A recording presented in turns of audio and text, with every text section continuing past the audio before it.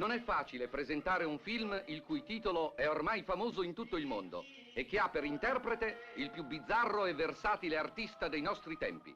Ci limiteremo quindi a mostrarvi rapidamente alcune scene, avvertendovi che il titolo del film è Nel blu dipinto di blu e che il protagonista è Domenico Modugno.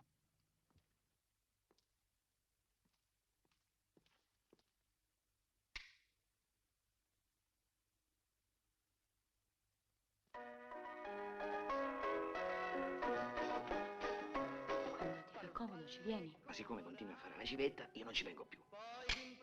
Perché? È proibito voler bene? Che è successo a Sontena? Ma è cascata una cosa. Ma come ti permetti? Come ti permetti? Mi permetto, beh? Tu mi vuoi compromettere, ma ti sbagli. Visto che non ti comprometti tu, mi comprometto io. Volare. È una semplice storia. Una storia di uomini e di donne che come voi amano, ridono, piangono e guardano verso un domani più bello. Non capisco. E come fai a capire, poverella? È un tipo che ha bisogno di libertà, se no come fa ad andare con le altre donne? Con altre donne? Dove credi che sia adesso? È con una di quelle che vanno bene per lui. Chi è? Sono io, amici.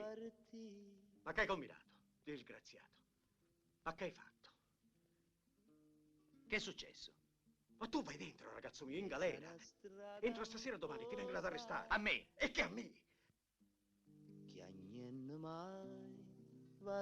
Domenico Modugno, Vittorio De Sica, Giovanna Ralli, Arianna, Elisabetta Velinsky.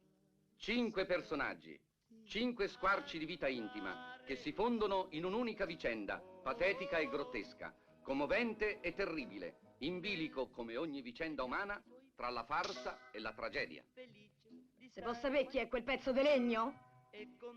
Come sarebbe? Io mica ti chiedo con chi esci. Sono affari miei. Ma dove l'hai rimediata? Perché è venuta? Parla piano. Ci sei cascato, eh? E con me hai fatto la commedia. Non mi sposterò mai manco una regina, perché io sono uno straccio, Tu sei vero? l'imperatrice, ma te devi calmare. No, io non sto calma, io non mi posso calmare, Io sono un signore! Sta buono. Ah, va, ma guarda un po' che scuse deve trovare per rifiutarmi la liquidazione. Cantare. Oh, oh, oh. Nel blu degli occhi tuoi blu, felice di stare qua giù. Nel blu degli occhi tuoi blu, felice di stare qua giù.